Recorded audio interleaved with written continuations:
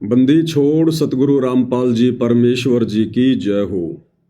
परम पिता परमात्मा सारी सृष्टि के रचनहार कुल मालिक असंख्य ब्रह्मांडों के स्वामी जगत गुरु तीनों लोकों में प्रवेश करके सबका धारण पोषण करने वाले राजाधिराज आत्माधार नाथों के नाथ देवों के देव महादेव सर्वेश्वर महेश्वर मृत्युंजय अजरो अमर आदि अनादि सनातनी प्रभु जगत पिता जगदीश्वर श्री श्री 1008 की उपाधि के वास्तविक अधिकारी अकाल मूर्त सौद स्वरूपी राम वासुदेव सर्वगतम ब्रह्म परम पूज्य प्रथम पूज्य परम संत परम पुरुष परम धनी परम दयालु सत्य कबीर हक्का कबीर अल्लाहु कबीर अल्लाहु अकबर बाखबर अल्लाह ताला जगत के तारणहार जगत के मुक्तिदाता जगत के जगन्नाथ हारे के सहारे हिंदुओं के राम मुसलमानों के अल्लाह सिखों के वाहिगुरु ईसाइयों के मसीह दया के सागर दयानिधि करुणा के सागर करुणानिधि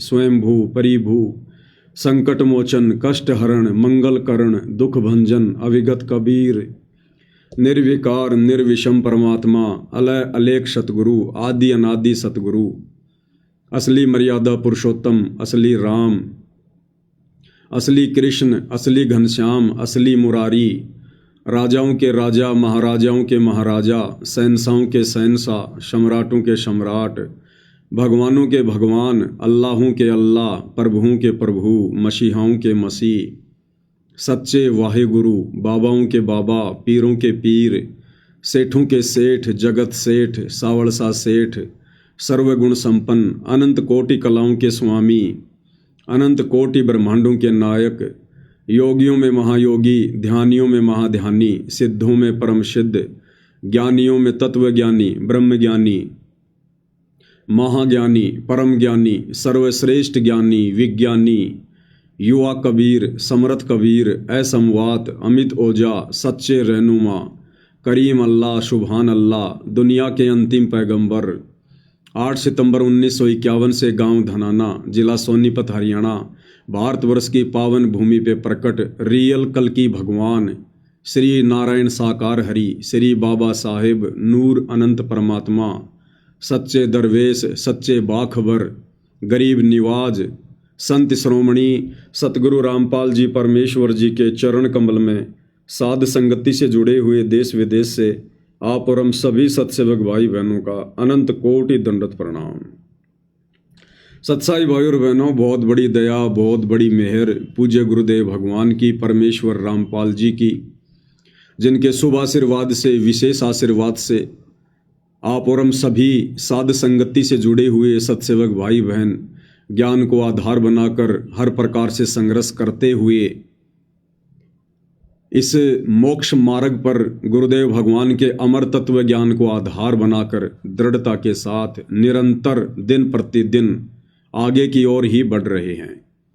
भाई और बहनों, इस कलयुग की बिचली पीढ़ी में परमेश्वर रामपाल जी की जो विशेष रजा विशेष मेहर छप्पर फाड़ उनके सत्सेवक बच्चों के ऊपर है, आज इस 21 ब्रह्मांड में किसी के ऊपर नहीं है। तो भाई और बहनों, आप और हमने इस रजा को इसी प्रकार से मर्यादाओं में रहकर गुरु को परमेश्वर मानकर अपने हृदय में बैठाकर ज्ञान को आधार बनाकर बरकरार रखना है। भाई और बहनों, पिछले कुछ दिनों से आप सभी को पता है कि पूज्य गुरुदेव भगवान की काल प्रेरित सतलोक आश्रम मैनेजमेंट हरियाणा वालों के द्वारा जो गुरु को मानुष मानते हैं और अपने ही राजनीतिक प्रयासों के चलते उनको बाहर निकालने का सपना देख रहे थे, परमेश्वर ने उनके उन राजनीतिक उन प्रयत्नों पर पानी फेर दिया। कुछ दिन पहले इन्होंने हिसार कोर्ट में याचिका लगाई थी बेल के लिए, जमानत के लिए। तो पूज्य गुरुदेव भगवान ने जज को प्रेरणा करते हुए और आज 25/9/2025 को वो जमानत याचिका रद्द करवा दी। ये कोई सामान्य घटना नहीं है भाई और बहनों, क्योंकि इन लोगों ने राजनीतिक प्रयास करके, क्योंकि पिछले 2-3 वर्षों से गुरुदेव भगवान का जो कलयुगी परिवार है, उनके दोनों बेटे हैं, वो किस कदर हरियाणा में बीजेपी सरकार के मुरीद बने हुए हैं। संगत की मर्यादा तोड़वाने से भी पीछे नहीं हट रहे। मुख्यमंत्री की रैली में या प्रधानमंत्री की रैली में तुरंत हरियाणा रोडवेज की बसें बुलाकर आश्रमों में और संगत को बैठा देते हैं भीड़ के रूप में। तो इन लोगों के राजनीतिक प्रयासों के चलते भी पूज्य गुरुदेव भगवान ने जमानत याचिका स्वीकार नहीं की। अन्यथा विचार करो भाई और बहनों, हाई कोर्ट ने लगातार 2 मुकदमों में सजा को भी सस्पेंड करते हुए और निचली कोर्ट पर छोड़ दिया कि निचली कोर्ट चाहे तो संत रामपाल जी को जमानत दे सकती है, बेल दे सकती है। और अगर हाई कोर्ट ने आसानी से जमानत दे दी है, अपनी तरफ से हरी झंडी दिखा दी है, सजा को भी सस्पेंड कर दिया है समय से पहले, तो सोचो भाई और बहनों, फिर निचली जो अदालत है, डिस्ट्रिक्ट जो कोर्ट है, वो तो बड़ी आसानी से जमानत दे दे, बड़ी आसानी से। और आज हिसार की अदालत ने परम पूज्य परमेश्वर सतगुरु रामपाल जी की जमानत को स्वीकार करना था, लेकिन भाई और बहनों, अभी वो ठीक का समय नहीं आया है पूज्य गुरुदेव भगवान के बाहर आने का।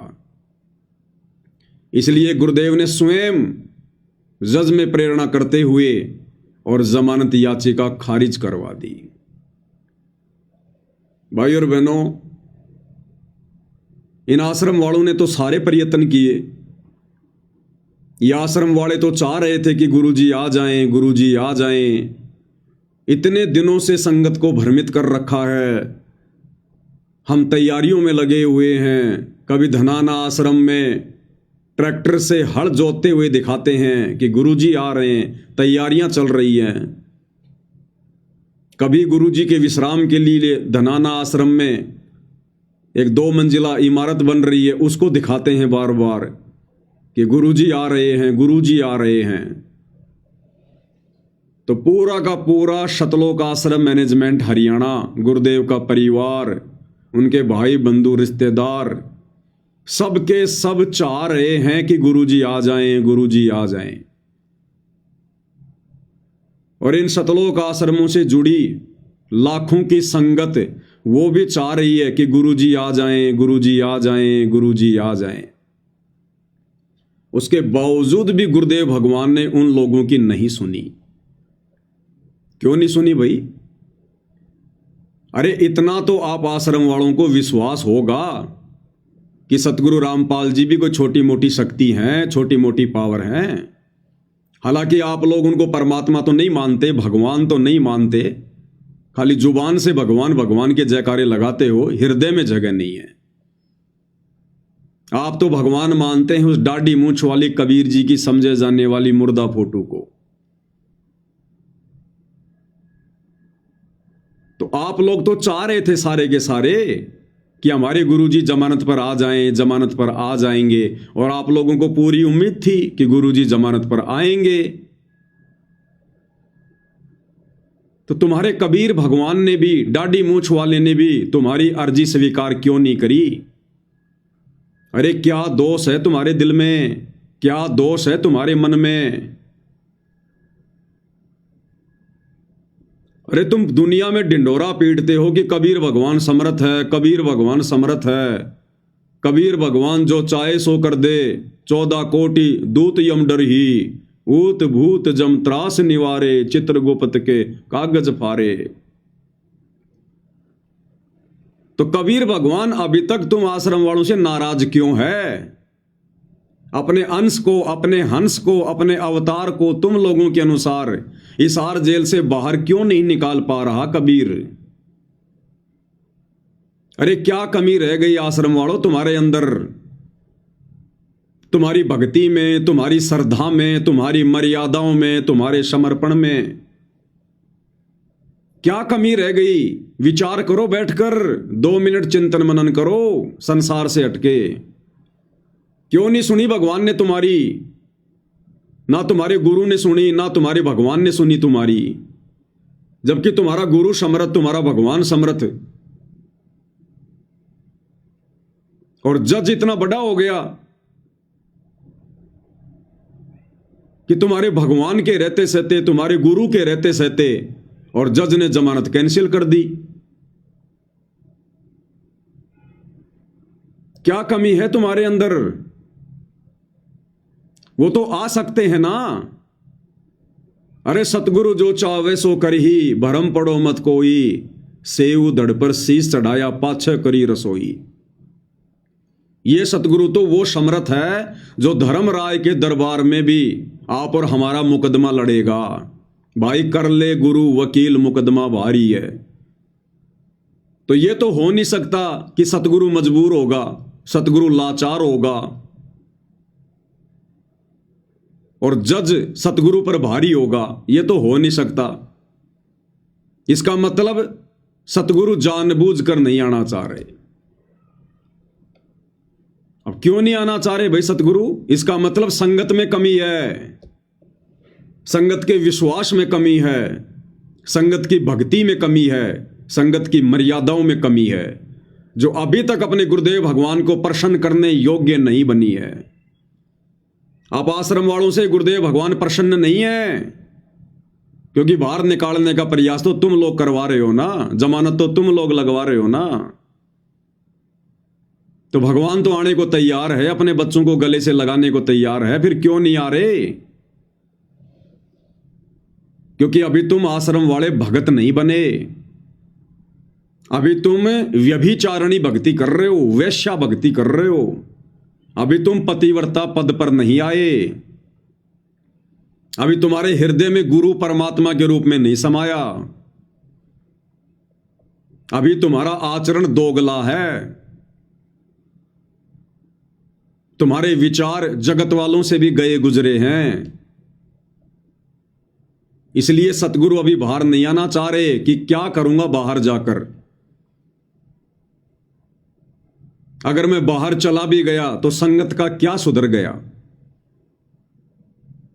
जैसी मैं संगत को 2014 बरवाला कांड के समय छोड़ के गया था, उससे भी ज्यादा गई गुजरी हो चुकी है।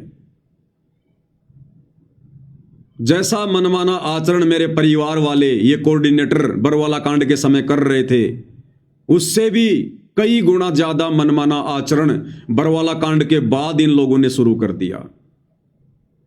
तो सतगुरु फिर क्या करेगा बाहर आकर? मूर्खों के बीच में आने से अच्छा है हिसार की जेल की 4 दीवारी में बैठकर कम से कम कैदियों को ज्ञान समझाया जाए। सतगुरु को भी इस बात का डर है, इस बात का भय है कि 2014 में तो इन्होंने बरवाला कांड करवा दिया, क्योंकि एक ही आश्रम था बरवाला, इसलिए बरवाला कांड हुआ। आश्रम वालों की मनमानी हरकतों के चलते, काल प्रेरणा के चलते। और गुरु को पता है अब तो इन मंदबुद्धियों ने मेरे नाम से 11 आश्रम खोल दिए, 11 आश्रम। और यदि इन लोगों की इन्हीं मूर्खता के बीच में अगर मैं जमानत पर बाहर आ गया, तो अब तो किसी दिन तो धनाना कांड होगा, किसी दिन धनुषा कांड होगा, किसी दिन सोजत कांड होगा, किसी दिन श्यामली कांड होगा, किसी दिन खमाणो कांड होगा, किसी दिन मुंडका कांड होगा। अभी तक तो एक ही कांड हुआ था, और अब ना जाने कितने कांड और करवाएंगे ये गुरु को मानुष मानकर, अपना वही घटिया रवैया अपनाकर। तो सतगुरु ने निर्णय लिया कि अभी बाहर नहीं जाएंगे। अन्यथा सतगुरु तो समर्थ है। अरे आप आश्रम वालों के अनुसार सन 2018 में सतगुरु रामपाल जी ने जानबूझकर अपनी सजा करवाई, जानबूझकर। ये बात मैं इसलिए कह रहा हूं क्योंकि बहुत सारे नादान साथ संगतियों से ईर्ष्या करने वाले, नफरत करने वाले यही रोजना रोएंगे कि देखो ये पवन दास कैसी मूर्खता भरी बातें करता है। कह रहा है कि गुरुजी ने खुद अपनी जमानत कैंसिल करवाई है। हाँ भाई, खुद ही करवाई है। तुम लोगों के अनुसार ही बात कर रहा हूं मैं। जब 2018 में गुरुदेव भगवान को कोर्ट के द्वारा सजा सुनाई जानी थी, तो उस समय आप ही सतलोक आश्रम वालों ने सजा के दूसरे ही दिन, उस सजा के दूसरे ही दिन ये पीला पर्चा निकाला था। तुम लोग तो पीला पर्चा डाल के भूल जाते हो, लेकिन ये पवन दास तुम्हारे सारे रिकॉर्ड रखता है, सारे रिकॉर्ड टोटली। तो ये पीला पर्चा जो तुम सतलोक आश्रम वालों ने 16/10/2018 को निकाला था, जिस दिन गुरुदेव को सजा हुई थी उसके दूसरे दिन, और क्या लिखा था तुम लोगों ने? सत साहिब जय बंदी छोड़ की सतगुरुदेव जी की जय, तारीख 16/10/2018।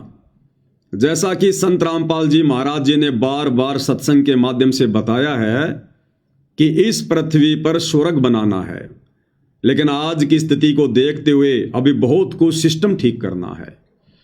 इस सिस्टम को ठीक करने के लिए गुरुदेव जी को बहुत सी परिस्थितियों से गुजरना होता है। न्यायपालिका को ठीक करना है, इसके लिए भी गुरुदेव जी ही निपट सकते हैं, क्योंकि गरीब जनता को आज न्याय नहीं मिल पाता तो किसी भी भगत ने घबराना नहीं है। आज गुरुदेव जी कोर्ट में आए थे तो वकीलों को गुरुजी ने बोला कि चिंता मत करो, सब कुछ बहुत जल्दी ठीक हो जाएगा। सब भगत मिलकर सेवा करें और सब भगत बढ़ चढ़ कर सेवा करें। किसी ने किसी भगत को दोष नहीं देना है। गुरुदेव जी ने कहा है, शकल खेल हमारे किए, हमसे मिले सो निश्चय जिए। मनोज भगत है जो कि गुरुदेव जी के पास जेल में सेवा करता है। 8 अक्टूबर को गुरुदेव जी ने जेल में भगत मनोज को कहा कि 11 अक्टूबर को केसों का फैसला आने वाला है, लेकिन मेरा यानी गुरुजी का काम अभी पूरा नहीं हुआ, तो अगर फैसले में सजा हो जाए तो मुझे मेरा काम करने का पूरा समय मिल जाएगा। फिर जब 11 अक्टूबर को संत रामपाल जी दोषी करार होकर वापस जेल में आए तो फिर मनोज भगत को जेल में कहा कि अब मैं खुश हूं कि मुझे सजा हो गई। परमात्मा कबीर ने अब मुझे फिर समय दे दिया मेरा काम पूरा करने का। ये सब बातें मनोज भगत ने जेल में अपने परिवार वालों को मिलाई पर बताई। तो ठीक इसी प्रकार आप लोग जो लिख रहे हो इस पीले पर्चे में कि गुरुदेव भगवान ने कहा कि बहुत अच्छा हुआ, मैं बहुत खुश हूं, परमात्मा ने मुझे समय दे दिया, मेरी सजा करवा दी, क्योंकि अभी मेरा काम पूरा नहीं हुआ, अभी तो मुझे न्यायपालिका को ठीक करना है। तो ठीक इसी प्रकार भाई और बहनों, आज 25/9/2025 को सतगुरु रामपाल जी ने खुद जानबूझकर जज में प्रेरणा करके अपनी जमानत कैंसिल करवाई है, क्योंकि अभी सतगुरु रामपाल जी का कार्य पूरा नहीं हुआ है। अभी बाहर संगत ने मूर्खता नहीं छोड़ी है। दुनिया वालों को तो मुक्ति की चिंता नहीं है, आश्रम से जुड़े भगत समाज को भक्ति की चिंता नहीं है, तो अभी सतगुरु का काम पूरा नहीं हुआ। सतगुरु हम जानवरों को इंसान बनता हुआ देखना चाहते थे कि मेरे रहते सहते तो ये भगत नहीं बने, इंसान नहीं बने, कम से कम मेरे जेल जाने के बाद ही थोड़ा बहुत सबक लेंगे, शिक्षा लेंगे, इनको अपनी गलतियों का पछतावा होगा, नाक रगड़ रगड़ के माफी मांगेंगे, आगे गलतियां करने से बचेंगे। लेकिन सब कुछ उसके विपरीत, पहले से बढ़ चढ़ के गलतियां, बढ़ चढ़ के राजनीतियां, बढ़ चढ़ के मनमाना आचरण, बढ़ चढ़ के पाखंड। अब खाओ तुम लड्डू जलेबी आराम से इन आश्रमों में, सतगुरुदेव भगवान नहीं आने वाले। सतगुरुदेव भगवान तो उस विधि से आएंगे जिस विधि से उन्होंने साध संगति के माध्यम से वीडियो बनवा दिए हैं। अभी तो बहुत कुछ होना बाकी है। अभी तो संगत की छटनी चल रही है, फिर संगत की चटनी होगी। विनाशकारी समय नजदीक आ रहा है। देश दुनिया में हाहाकार मचेगी। पूरी दुनिया प्राकृतिक आपदाओं से घिरेगी। तरह तरह की बीमारियां आएंगी। दुनिया को नानी याद आएगी। ये नेता मंत्री ये देश छोड़ छोड़ के भाग खड़े होंगे। पूरे देश में मिलिट्री शासन लागू होगा। और जब ये बड़े बड़े लोग अपनी जान बचाने के लिए सतगुरुदेव भगवान के पास हिसार जेल में जाएंगे, नाक रगड़ेंगे, मिन्नतें करेंगे, उस समय ये परमात्मा फिर बिना किसी चमत्कार के, बिना किसी जमानत के, बिना किसी जजमेंट के हिसार जेल से बाहर आएंगे। आप लोग साथ संगति की वीडियो नहीं देखते क्या? तुम लोगों ने सोचा कि हाई कोर्ट से गुरुजी को हरी झंडी मिल गई, अब हिसार कोर्ट कौन सी बड़ी चीज है, जमानत हो ही जाएगी। और दास ने उसी समय 2 वीडियो बना दिए थे कि अभी गुरुजी नहीं आएंगे। तुम्हारे वकीलों को भी उम्मीद नहीं थी कि यह जमानत कैंसिल हो जाएगी, लेकिन दास ने पहले ही वीडियो बना दिए थे कि तुम कितना ही प्रयास कर लो, तुम्हारे राजनीतिक हथखंडों के माध्यम से ये परमात्मा हिसार जेल से बाहर आकर अपनी हंसी नहीं करवाएगा, अपनी बेइज्जती नहीं करवाएगा, अपने आप को मानुष साबित नहीं करवाएगा। ये फाइनल गेम है, फाइनल गेम। ये अपने हिसाब से आएगा। और गुरुदेव भगवान को भली भांति पता है कि सन 1994 से मैंने जो ये बाग लगाया है, भक्ति रूपी बाग, और 2014 के बाद मैंने जो साध संगतियां शुरू की हैं, अपना यथार्थ 13वां कबीर पंथ शुरू किया है, केवल वही आत्माएं मुझे परमात्मा मानती हैं, परमेश्वर मानती हैं। और पिछले 4 युगों से मैं जिस प्रकार के भक्ति भाव अपने भक्तों से चाहता था कि भगत ज्ञान को आधार बनाएं, गुरु को परमात्मा माने, मानुष मानने की गलती ना करें, संसार से मुंह मोड़ लें, मर्यादाओं के लिए संसार से अड़ जाएं, लड़ जाएं प्यार प्रेम से, और एकमात्र टारगेट मोक्ष का बना लें। केवल साध संगतियों में ही वो आत्माएं हैं। और घर घर में परमेश्वर ने वो प्रोसीजर शुरू करवा रखी है, गुरु को परमेश्वर मनवाकर गुरुदेव भगवान की आरती उतारना, गुरुदेव को चवर करना, गुरुदेव को भोग लगाना, एकमात्र उन्हीं का जयकारा लगाना, एकमात्र उन्हीं को दंडवत करना, एकमात्र उन्हीं की फोटो रखना, हर प्रकार से मर्यादाओं में रहना, ज्ञान को आधार बनाना, घर को आश्रम बनाना। तो जो ये बाग 2014 के बाद गुरुदेव भगवान ने लगवाया है, तो क्या गुरुदेव भगवान को इस बात का नहीं पता कि अगर मैं इस समय जमानत पर बाहर आ जाता हूं तो मेरी जमानत कौन करवा रहे हैं? ये आश्रम वाले करवा रहे हैं। और आश्रम वाले मुझे क्या मानते हैं? अपने जैसा जीव, मानुष, मां के गर्भ से जन्म लिया हुआ प्राणी। ना इनकी कोई मर्यादा ठीक है, ना इनके भक्ति भाव ठीक हैं, ना इनके दिल में कोई तड़प है, ना कोई कशक है। ये तो खा रहे हैं लड्डू जलेबी बर्फी पिछले कई वर्षों से। गुरु जेल में दाल रोटी खाए तो खाए, ये तो खाएंगे लड्डू जलेबी बर्फी।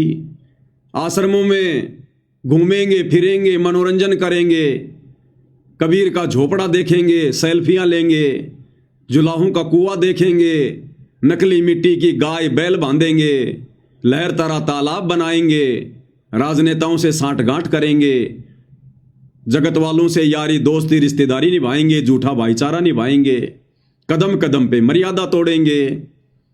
तो गुरुदेव को इस बात का नहीं पता कि अगर मैं जेल से बाहर आ गया तो जाऊंगा कहां? यही लोग लेके जाएंगे मुझे, और वहां लेके जाएंगे जिन आश्रमों को इन्होंने राजनीति का अड्डा बना रखा है। और यदि मैं वहां चला गया तो जो बाग मैंने सात संगतियों के माध्यम से लगाया है, मैंने अपनी विशेष आत्माओं को छांटा है सतलोक के लिए, जिनकी ट्रेनिंग चल रही है सात संगति में। वो आत्माएं भी विचलित हो जाएंगी, डगमग हो जाएंगी, और मेरे 40 लाख वर्षों की मेहनत पानी में मिल जाएगी। सतयुग से लेकर वर्तमान समय की मेहनत है। इसलिए गुरुदेव भगवान ने जमानत कैंसिल करवाई है, जमानत कैंसिल। तो परमेश्वर ने जो भगत तैयार किए हैं ना सतलोक के लिए, साध संगति से जोड़कर, परमात्मा उन आत्माओं को टूटता हुआ नहीं देखना चाहते। और अंतर्यामी परमात्मा को भली भांति पता है कि अगर मैं इनके आश्रमों में चला भी गया तो वो मेरी प्यारी आत्माएं इन आश्रमों में नहीं आएंगी।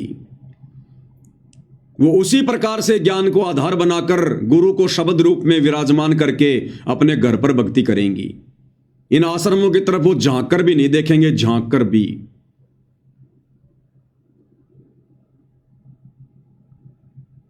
इसलिए परमपिता परमेश्वर ने अपनी जमानत कैंसिल करवाई है। और गुरुदेव को पता है यदि मैं इन आश्रमों में आ गया तो इन लोगों का सुधर क्या गया। इनकी तो वही घटिया आदतें, मनमाना आचरण, गुरु को मानुष मानना। तो मैंने जो चंद भगत छांटे हैं सात संगतियों के माध्यम से, फिर उनमें और आश्रम वालों में, अगर वो सात संगत वाले आश्रमों में आ गए तो उनमें और इन काल प्रेरित आश्रम वाले भक्तों में भला क्या अंतर रह जाएगा। क्योंकि साध संगत वाले अगर आश्रमों में जाएंगे तो आश्रमों के अनुसार ही भक्ति करनी पड़ेगी, फिर से गुरु को मानुष मानना पड़ेगा, फिर से आपने ऑडियो वीडियो से आरतियां करनी पड़ेंगी, इन्हीं की तरह दंडवत करना पड़ेगा। ना गुरु की आरती कर पाओगे, ना गुरु पे चवर कर पाओगे। उस कागज के टुकड़े को कबीर मान के जून के महीने में उसका प्रगट दिवस मनाना पड़ेगा। तो भाई परमात्मा सामान्य जीवों की तरह गलतियां नहीं करता है। बड़ी मुश्किल से परमात्मा ने अपना ये सात संगति रूपी बाग लगाया है, अपनी विशेष दृढ़ आत्माओं को छांट कर अलग किया है। भगवान ऐसी गलती करेगा क्या? कभी नहीं करेगा, कभी भी नहीं करेगा। तो ये परमात्मा उस समय तक नहीं आएगा जिस समय तक, नोट कर लो अगर पेन है जेब में और डायरी है आश्रम वालों, तो ये वचन नोट कर लो जो परमात्मा बुलवा रहे हैं। सतगुरु रामपाल जी भगवान उस समय तक हिसार जेल से बाहर नहीं आएंगे जिस समय तक इन आश्रमों से जुड़ी हुई ये नादान संगत, मूर्ख संगत, भेड़ चाल में चलने की आदी हो चुकी संगत, सतगुरुदेव के ज्ञान को आधार बनाकर साध संगति से जुड़े भाई बहनों की तरह जब तक ये संगत हृदय से गुरु को परमात्मा मानने नहीं लग जाएगी, सारी फोटोएं हटाकर एकमात्र अपने घर पर, अपने दरबार पर, अपने लॉकेट में अपने पूज्य गुरुदेव भगवान की नहीं लगा लेगी। घर घर में सतगुरु रामपाल जी परमेश्वर जी को जब तक ये शतलोक आश्रमों से जुड़ी नादान संगत गीता जी अध्याय 3 श्लोक 13 के अनुसार भोग लगाना शुरू नहीं कर देगी, और घर घर में सत्सेवक भाई बहनों की तरह ये 5 दीपक वाली थाली लेकर परमेश्वर के विधान अनुसार पाती पंच पोहप कर पूजा और देव निरंजन और न दूजा, जब तक घर घर में गुरुदेव भगवान की आरती उतरना शुरू नहीं हो जाएगी, जब तक घर घर में गुरु को परमेश्वर मानकर तीनों समय की आरती के समय या दोनों समय की आरती के समय भोग लगाते समय ये चौवर राम होना शुरू नहीं हो जाएगा, गुरुदेव को परमेश्वर मानकर। और जब तक ये नादान संगत जो इन सतलोक आश्रमों से जुड़ी हुई है और इन सतलोक आश्रम के कोऑर्डिनेटरों ने, आश्रम संचालकों ने, गुरुदेव के परिवार वालों ने काल प्रेरणा से जो संगत की मर्यादाएं तुड़वाई हैं, संगत की भक्ति बर्बाद करवाई है, जब तक ये नादान संगत ज्ञान को आधार बनाकर इन लोगों का बहिष्कार करना शुरू नहीं कर देगी, अपने अपने कोऑर्डिनेटरों से, नामदान संचालकों से सवाल जवाब करना शुरू नहीं कर देगी, तब तक भाई और बहनों परमेश्वर दया नहीं करेंगे, नहीं करेंगे। और यह संगत यदि ऐसा नहीं करेगी तो फिर परमेश्वर अपनी विधि से आएंगे और नादान संगत की चटनी होगी, चटनी। युग परिवर्तन के समय में चटनी। परमात्मा चाहने वाली आत्माओं को तुम लोगों ने गुरु को मानुष मानकर उल्टी सीधी शिकायतें करके गुरुद्रोही साबित करवा दिया, गुरुद्रोही घोषित करवा दिया। क्या बीती होगी उस अंतर्यामी परमात्मा के दिल पर जब उन्होंने अपनी विशेष प्यारी आत्माओं को गुरुद्रोही कहा होगा। तुम लोगों की मूर्खता को देखकर अपने दिल पर, अपने कलेजे पर परमात्मा ने पत्थर रखकर अपने बच्चों को गुरुद्रोही कहा है। क्या उस परमात्मा को नहीं पता? भगवान बदल नहीं गया, भगवान वही है जो 650 साल पहले था। वही कबीर भगवान है वर्तमान में धरती पर, परम पूज्य सतगुरु रामपाल जी के रूप में। और क्या बताया गुरुदेव भगवान ने जब ये 650 साल पहले आए थे उस स्वरूप के विषय में, कि लोगों ने उनके साथ में कैसी कैसी बदतमीजियां की, ठंडा पानी तक नहीं पीने दिया, उसके बावजूद भी उन्होंने किसी को उफ तक नहीं कहा, किसी को शराप नहीं दिया। किसको शराप दें? सब उन्हीं के तो बच्चे हैं। तो आज क्या भगवान बदल गया जो अपने बच्चों को यह कहेगा कि तू गुरुद्रोही है, जबकि उनसे बढ़कर संगत में कोई गुरुमुखी नहीं? तो सोचो परमात्मा ने कैसे अपने कलेजे पर पत्थर रखकर ये शब्द कहे होंगे। क्या कह रहे हैं गुरुदेव भगवान? भगवान नहीं बदल गया, ना उनका विधान बदल गया, बदल गए भगत, बदल गई भगतों की सोच। क्या कह रहे हैं परमात्मा?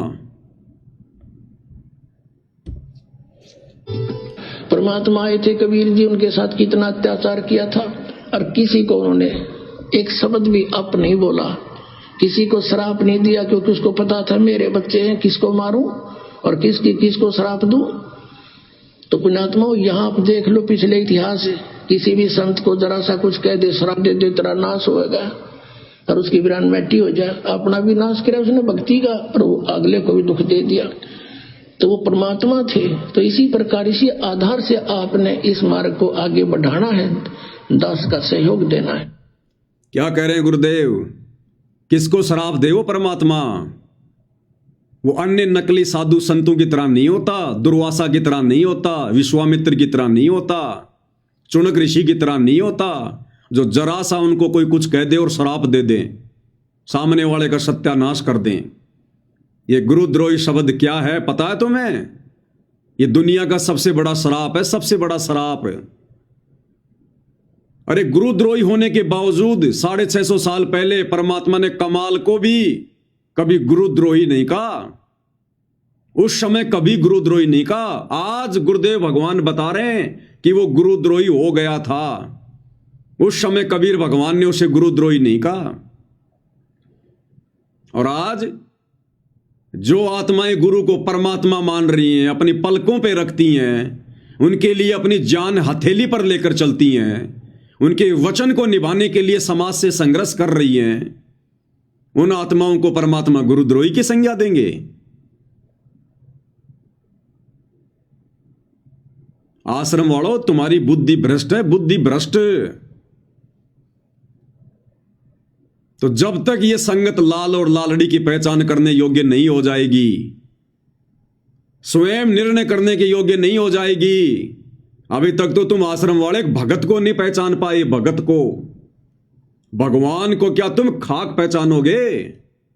ये पवनदास तुम्हारे सामने पिछले 10 वर्षों से चिल्ला रहा है, मकान के किसी कोने में बैठ के नहीं, सोशल मीडिया पर, इंटरनेशनल चैनल है फेसबुक, इंटरनेशनल, और 10-15 हजार वीडियो बनवा दिए परमात्मा ने। अरे मेरे इतने वीडियो देखकर, अच्छे से मेरी रहनी करनी को देखकर, मेरे विचारों को देखकर, मेरे बोल वचनों को सुनकर, और 10 साल से तुम एक भगत की पहचान नहीं कर पाए कि गुरुद्रोही क्या होता है, गुरुद्रोही के क्या लक्षण बताए गुरुदेव ने। जो साथ संगत वाले भाई बहन गुरु की महिमा करते करते अपने मुंह का थूक सुखा लेते हैं, उनको तुम गुरुद्रोही कह रहे हो। और जो दिन रात राजनेताओं के चरणों में पड़े हुए हैं, गंदी राजनीति कर रहे हैं, वो गंदगी तुम लोगों को खिला रहे हैं,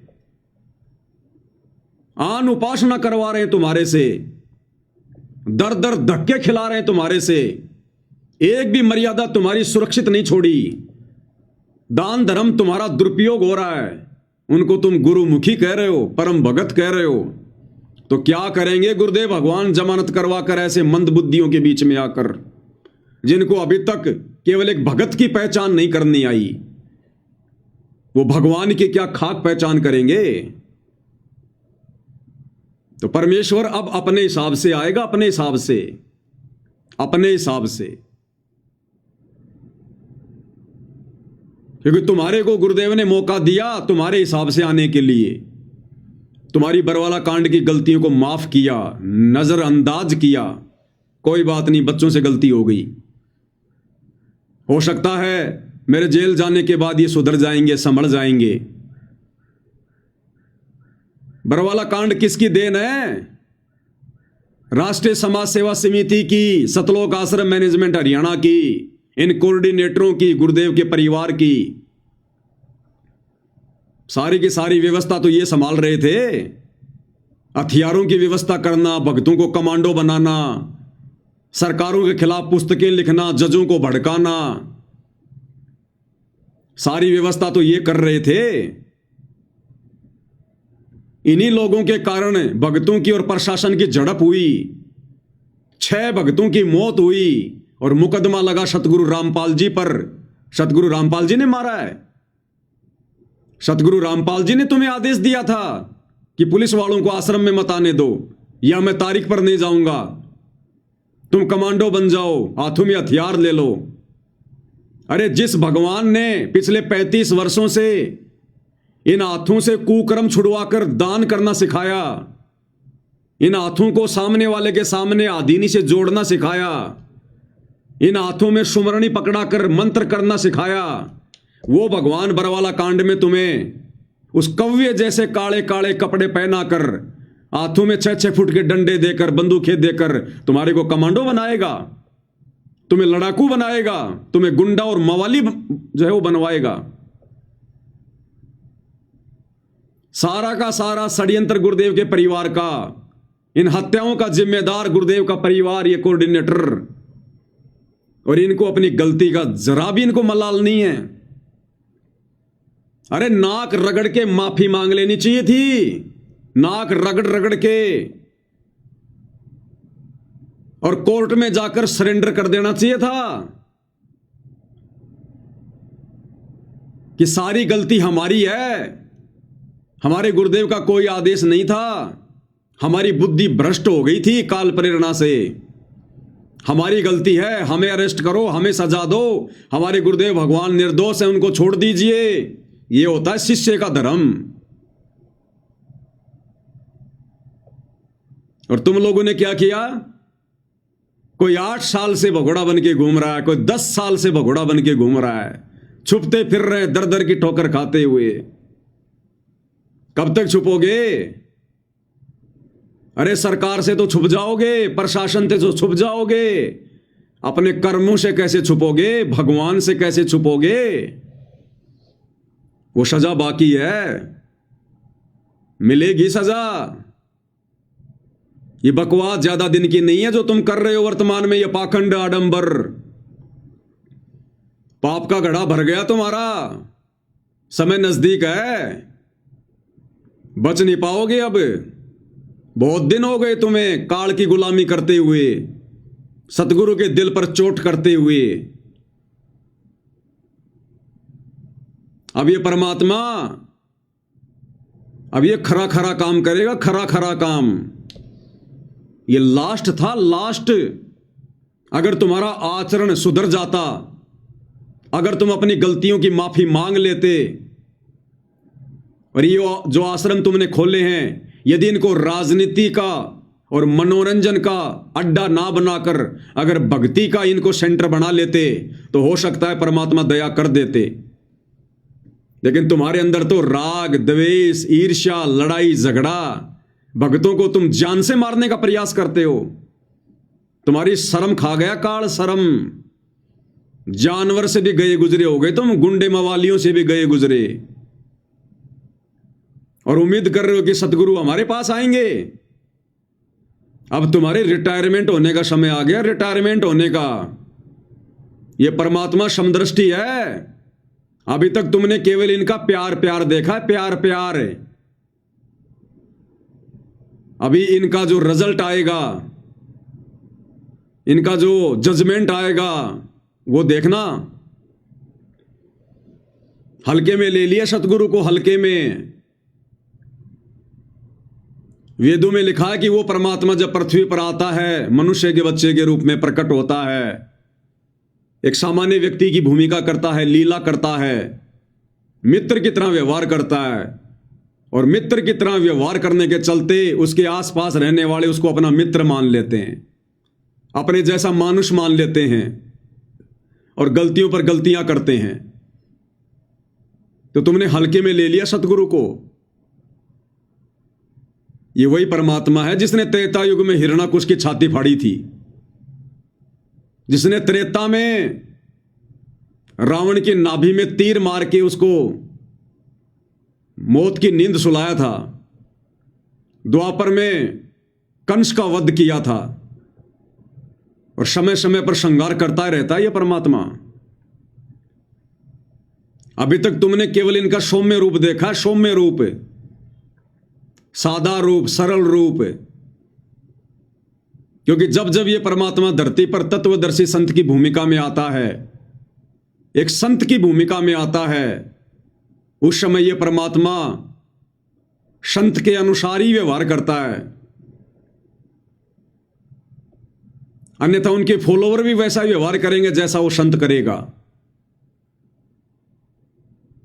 तो वर्तमान में परमात्मा जिस संत की भूमिका में है कि संत ना छोड़े संतता, चाहे कोटिक मिलो असंत, चाहे कितने दुष्ट व्यक्ति क्यों ना टकराओ उनसे, काल प्रेरणा से कितने लोग भक्ति का स्वांग करके उनके पास रह के उनको दुखी क्यों ना करें, परेशान क्यों ना करें, उनके मार्ग में बाधा उत्पन्न क्यों ना करें, उनके मिशन में गंदगी क्यों ना फैलाएं, ये परमात्मा अंततः संतता ही दिखाएगा। लेकिन इनका विधान है कि राम किसी को मारे नहीं, मारे तो हत्यारे राम अपने आप ही मर जाएंगे कर कर खोटे काम। तो भैया जो खोटे काम तुम लोगों ने कर डाले हैं बरवाला कांड से पहले और बरवाला कांड के बाद, उन खोटे कर्मों की सजा निर्धारित हो चुकी है। अब धीरे धीरे धीरे धीरे जो बीज तुम लोगों ने बोया है इस भक्ति मार्ग पर, अब उसकी फसल कटेगी। अब फसल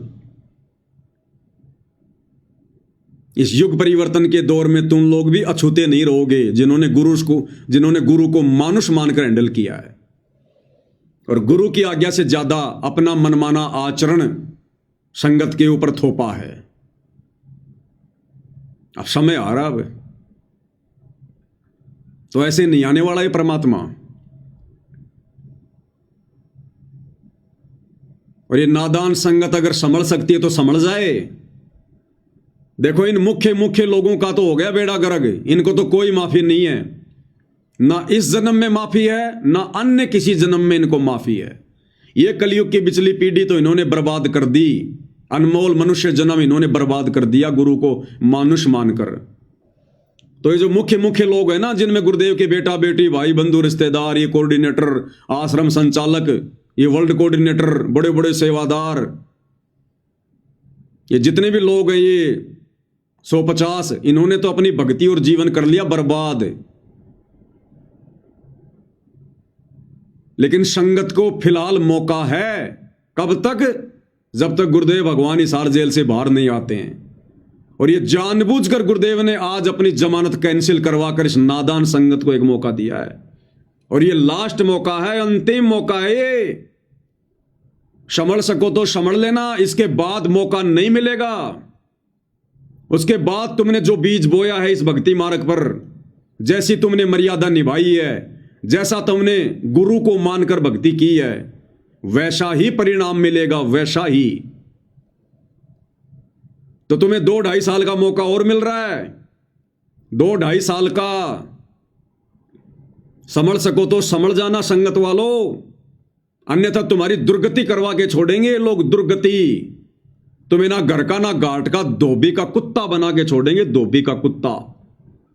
तुम्हें हर प्रकार से इन लोगों ने बर्बाद कर दिया, हर प्रकार से। तुम्हारी भक्ति इन्होंने बर्बाद करवा दी, मर्यादा इन्होंने खंडित करवा दी, दान का इन्होंने दुरुपयोग करवा दिया। तुम्हें दर दर का भिखारी बना के छोड़ दिया, दर दर का भिखारी। तुम्हारे पास भक्ति की छींट भी नहीं है, मर्यादा सबकी खंडित है, गुरु जी का आशीर्वाद नहीं है। ये थोड़ी बहुत बैटरी जो तुमने चार्ज कर रखी है, थोड़े बहुत दिन मर्यादा में रह के भक्ति करके, कब तक चलेगी? गुरु के मार्ग में अंधे होकर चलने वालों की बैटरी भी जल्दी डिस्चार्ज होती है। तो दास तो भैया निवेदन कर सकता है, प्रार्थना कर सकता है, विनती कर सकता है। ये दास आज जो वचन बोल रहा है ना, ये तुम्हें कड़वे लग रहे होंगे, लेकिन परमात्मा कहते हैं जेता मीठा बोल ही तेता संत ना होए, और खरी खरी बाता कहे संत कहावे सोए। ये मीठी मीठी गोलियां खिलाकर अपना स्वार्थ सिद्ध करना, ये सतलोक आश्रम मैनेजमेंट वालों का धर्म है, सत्सेवकों का नहीं है। यहां जो बातें कहते हैं खरी खरी कहते हैं, चाहे साध संगति वाले हो, चाहे सतलोक आश्रम वाले हो। हमें तुम्हारे से कोई स्वार्थ नहीं है। इस दास ने कोई संत नहीं बनना, कोई बाबा नहीं बनना, कोई आश्रम नहीं खोलना। ये दास किसी के आराम के टुकड़ों पे नहीं पड़ता, किसी के दान धर्म पे नहीं पड़ता। ये दास केवल अपनी जिम्मेदारी निभा रहा है गुरु की गैर हाजिरी में, अपनी सेवा।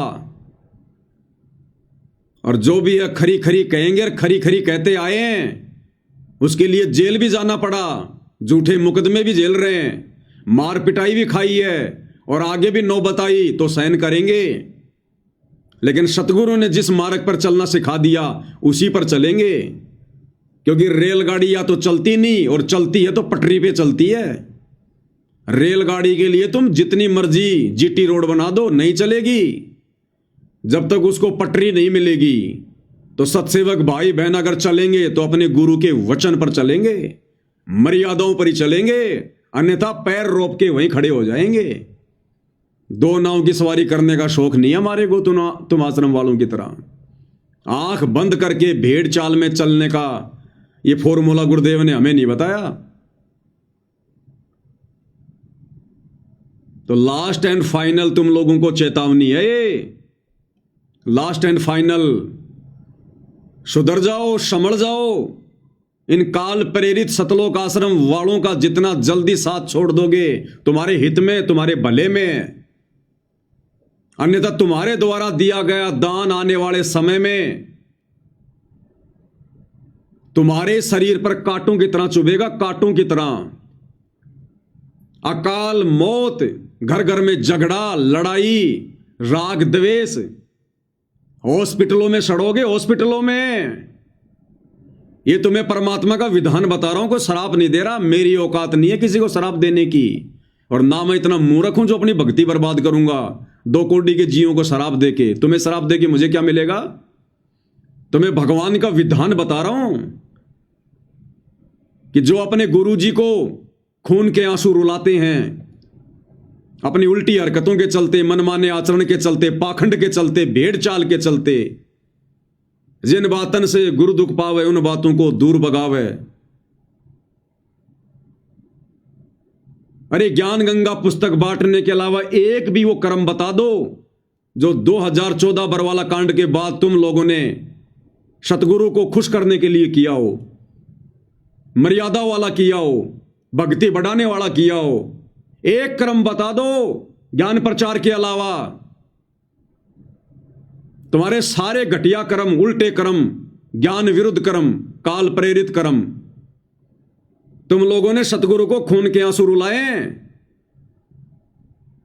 जब जब भूल पड़े पुस्तक में लास्ट में जो लेटर लिखा है गुरुदेव ने, किस कदर गुरुदेव रो रहे हैं। विशेष संदेशों में परमात्मा किस कदर तुम लोगों से विनती कर रहे हैं, प्रार्थना कर रहे हैं कि भाई अपने ऊपर रहम नहीं कर सकते तो इस दास के ऊपर रहम कर दो। तो मूर्खों से सतगुरु रहम की भीख मांग रहा है, रहम की भीख। अरे मर जाओ डूब कर नालायको। क्या मुंह दिखाओगे सतगुरु को आने के बाद? तुम लोगों से तो नकली संतों की संगत लाख गुना अच्छी है। भेड़ चाल में नहीं चलती, देखा देखी में नहीं चलती, भले उनके पास भक्ति नहीं है।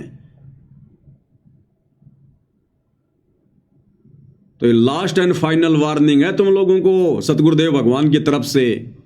इसलिए आज उन्होंने जानबूझकर इस नादान संगत को मौका देते हुए अपनी जमानत रद्द करवाई है, कैंसिल करवाई है। ये अपनी मर्जी का मालिक है, किसी जज के दबाव में नहीं बैठा। जेल की 4 दीवारियां इसको कैद नहीं रख सकती। लेकिन तुम्हें यह बात समझ में नहीं आएगी क्योंकि तुम गुरु को मानुष मानते हो, और जो गुरु को मानुष मानता है उसके हृदय में यह बात नहीं समाती। तो भाई विनती कर सकते हैं, बस प्रार्थना कर सकते हैं, इससे ज्यादा कुछ नहीं। सतगुरु वही चाहता है जो उन्होंने अपने सत्संगों में हमें बताया, समझाया। अरे सतगुरुदेव भगवान ने सत्संग किस लिए सुनाए थे? किस दिन के लिए सुनाए थे? भेड़ चाल में चलने के लिए। तुम आश्रम वालों ने तो सतगुरु के सत्संगों को बोरे में पैक करके खूंटी पे टांग दिया अचार डालने के लिए। सुने कभी सत्संग? तुमने ध्यान से विचार किया कभी? सत्संग सुनना अलग चीज बताई गुरुदेव ने, और सत्संगों को समझना मुख्य चीज है। क्या बताया परमात्मा ने? उस ताऊ की कहानी। 2 भाई थे, छोटे भाई की मृत्यु हो गई। छोटे भाई के जो बच्चे थे उनको उनकी माताजी ने कहा कि बच्चों तुम्हारे पिताजी मर गए, तुम अभी छोटे हो, तुम्हें अभी व्यापार काम धंधे की नॉलेज नहीं है, तुम ऐसा करो अपने ताऊ जी के पास जाओ, और ये मेरे पास में तुम्हारे पिताजी के समय के रखे हुए कुछ लाल हैं। लाल लाल एक चमकदार एक पत्थर जैसा होता है, जैसे बच्चे बचपन में जो खेला करते थे वो गोलियां वगैरह, कांच की गोलियां जिनको क्या बोलते हैं, कंचे वगैरह, वैसा एक चमकदार होता है एक पत्थर लाल। उसकी कीमत गुरुजी ने बताई करोड़ों में। तो बच्चों की मां ने कहा कि तुम्हारे पिताजी के समय के मेरे पास ये कुछ लाल रखे हैं, ये लाल ले जाओ, पैसे तो है नहीं, ये ताऊ जी को दे देना और ताऊ जी के साथ में काम धंधे में हिस्सा कर लो। दोनों बच्चे वो लेकर लाल माता की आज्ञा लेकर ताऊ जी के पास चले गए। ताऊ जी से जाकर सारी घटना बताई और कहा कि हमारी मां ने ये लाल दिए ताऊ जी। तो ताऊ ने वो लाल हाथ में लिए, वो गठरी खोली और देखा और वापस बंद कर दिए। वापस बंद कर दिए ताऊ ने और कहा कि बच्चों ये तो बहुत कीमती हैं, अभी मुझे इनकी आवश्यकता नहीं है, मेरी उधार चलती है, ये अपनी मां के पास वापस रख के आ जाओ, जब आवश्यकता पड़ेगी जब मंगवा लूंगा। ताऊ समझदार था। ये ताऊ समझना सतगुरु रामपाल जी को, ये कथाएं कोई मनोरंजन के लिए नहीं सुनाई, वो ताऊ समझना सतगुरु रामपाल जी को। और वो 2 बच्चे वो समझना संगत को, और वो लाल वो समझना इन काल प्रेरित सतलोक आश्रम मैनेजमेंट हरियाणा वालों को, जो ताऊ ने वापस दे दिए थे कि ले जा बेटा ये बहुत कीमती है। तो और ताऊ ने बच्चों को देश विदेश घुमाना शुरू कर दिया, व्यापार धंधा सिखाना शुरू कर दिया। कई दिनों बाद में ताऊ ने कहा कि बच्चों ये लाल ले जाओ, और वो जो सेठ जी है ना जिससे अपन उधार सामान लेके आते हैं उसके काफी उधार हो गई, तो तुम ये लाल ले जाओ और सेठ जी के जो उधार हो चूकती करके आओ। ठीक है ताऊ जी। दोनों लड़के चले गए, जाकर सेठ जी को लाल दे दिया कि सेठ जी हमारे ताऊ जी ने लाल दिया है, आप अपना उधार समाप्त करो। सेठ ने एक जोहरी बुलाया जो लाल की जो परख करता था। जोहरी ने आकर देखा लाल को और कहा कि सेठ जी ये तो लाल नहीं है, ये तो लालड़ी है, लालड़ी। अरे लाल तो करोड़ों का होता है, ये लालड़ी तो 2 आने की भी नहीं है, 2 आने की भी। उन बच्चों ने भी देखा ध्यान से। सेठ ने अपने हाथ में पकड़ा और गली में फेंक दिए वो, और कहा कि ले जाओ इसे, धोखेबाज आदमी हो, मुझे ठगना चाहते हो। तुम्हारा ताऊ ऐसा दिखाई तो नहीं देता था, कब से हो गया ऐसा। वो दोनों बच्चे वो लालड़ी को उठाकर ढंग से देखते हुए और वापस आ गए ताऊ जी के पास, सारी बात बताई। ताऊ जी बड़ा चालाक था, बड़ा सयाना था, जानबूझ के लालड़ी दी थी, जानबूझ के। ताऊ जी ने कहा ओ बच्चों मेरे से गलती हो गई, धोखा लग गया, मैंने लाल की जगह तुम्हें लालड़ी दे दी। सेठ बिल्कुल ठीक कह रहा बच्चों। अच्छा एक काम करो, अब ये लाल ले जाओ, अब जाओ सेठ जी के पास। अब दोनों बच्चों ने फिर से लाल हाथ में लिया, लाल को ध्यान से देखा। वो परख कर रहे थे लाल और लालड़ी की, झटके लग रहे थे उनको। ताऊ ये चाहता था कि ये लाल और लालड़ी की पहचान कर लें, मुझे कहना ना पड़े। दोनों बच्चे लाल को लेकर बड़े गौर से निहारते हुए, उसकी परख करते हुए सेठ जी के पास गए। बोला सेठ जी हमारे ताऊ के धोखा लग गया था, हमारे ताऊ जी ऐसे नहीं है, देखो ये अब की बार ताऊ जी ने लाल दिए। सेठ ने फिर से जोरी बुलाया, जोरी ने देखा और कहा कि सेठ जी ये लाल है। सेठ ने कहा कि देखो देखो ऐसा होता है लाल, ये है लाल, ले आए थे लालड़ी। बच्चों को भी पता चल गया कि लाल कैसा होता है और लालड़ी कैसी होती है। वापस गए और कहा कि ताऊ जी हम दे के आ गए। कुछ दिनों बाद में फिर से ताऊ ने कहा कि बच्चों फिर से उधार हो गई, अब तुम एक काम करो, वो जो तुम्हारी माता जी के पास में जो लाल रखे हुए ना, वो लाल लेके आओ, वो सेठ जी को देंगे और सामान उधार लेंगे। दोनों बच्चे गए दौड़ते हुए। माँ से कहा माँ ने कहा आओ बच्चों बहुत दिनों में आए, खाना खाओ, भोजन खाओ। उन्होंने कहा कि नहीं माँ, भोजन बाद में खाएंगे, बहुत ज्यादा उधार हो गई है, एक काम कर वो लाल दे जो लाल तेरे पास रखे हुए हैं। तो माँ ने अंदर से निकाल के वो लाल उनको दे दिए, वो पोटली कपड़े में बांध रखी थी। अब उन बच्चों ने देखा कि हम देख तो लें कहीं ये लालड़ी तो नहीं है, क्योंकि बच्चों को परख हो गई थी कि कहीं ताऊ जी के सामने हमारे को शर्मिंदा होना पड़े, हम चेक कर लें लालड़ी है कि लाल है ये। वो बच्चों ने गठरी खोली मां के सामने और देखा तो वो लालड़ी थी, लालड़ी 2 आने की भी नहीं थी। वो जिनको लाल समझ रहे थे, ये लाल कौन है? आश्रम वाले, ये कोऑर्डिनेटर, आश्रम संचालक, गुरुजी का परिवार। तो बच्चों ने देखा ये तो लालड़ी है। वो बच्चे कौन? संगत, और वहीं फेंक दिए उनको कि मां तू तो बहुत भोली है, तू लालड़ियों को लाल समझ के और बक्से में सजा के बैठी थी। ये तो लालड़ी है, लाल तो मां कई करोड़ों का होता है। तो मां ने कहा बच्चों मुझे क्या पता, तुम्हारे पिताजी के समय के रखे थे, मैंने सोचा भाई लाल होंगे, अब मन के बेरा बेटा। दोनों बच्चे उनको वहीं पटक के और ताऊ जी के पास गए, मुंह लटका के, और कहा ताऊ जी अरे बच्चों लाए लाल। मायूस होकर बोले ताऊ जी हमारी मां बहुत भोली है। ताऊ जी वो लाल नहीं थे, वो तो लालड़ी थी, लालड़ी।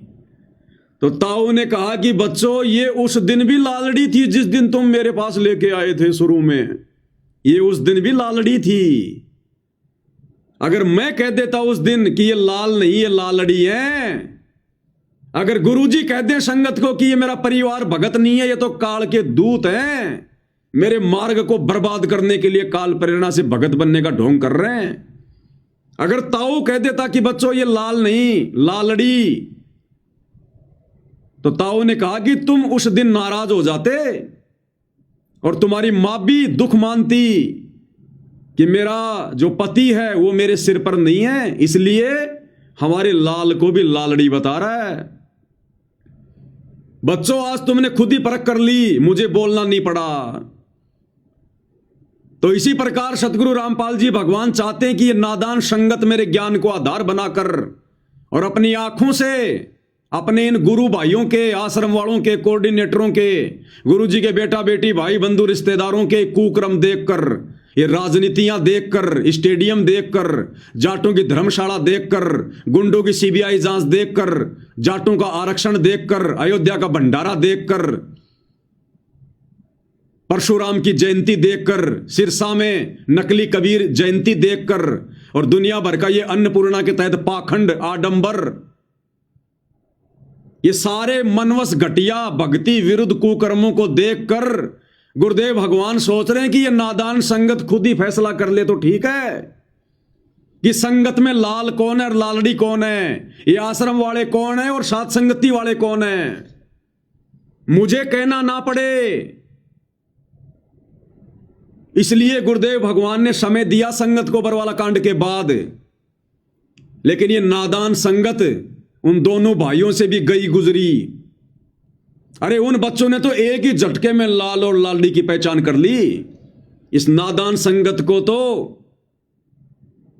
10 साल से ऊपर का समय हो गया, आज तक ये पहचान नहीं कर पा रहे कि साथ संगत वाले भाई बहन कौन है और ये शतलोक आश्रम वाले कौन है, लाल कौन है, लालड़ी कौन है। गुरु नहीं बताना चाहता। अगर गुरु कह दे कि ये आश्रम वाले काल प्रेरित हैं, बच्चों ये भगत नहीं है, तो ये संगत वाले अपने गुरुजी में दोष देखना शुरू कर देंगे, दोष देखना। इसलिए गुरुजी नहीं चाहते कि मैं दोषी बनूं, मैं ये बुराई मोल लूं। इसलिए गुरुदेव भगवान ने बरवाला कांड के बाद खुले सांड की तरह इन आश्रम वालों को भी बाहर छोड़ दिया और संगत को भी बाहर छोड़ दिया कि आपस में सींग मार मार के देख लो, घंटी बजा बजा के देख लो, भिड़ंत कर करके देख लो, कौन भगत है और कौन गुरु गद्दार है, कौन गुरु मुखी और कौन गुरु द्रोही है।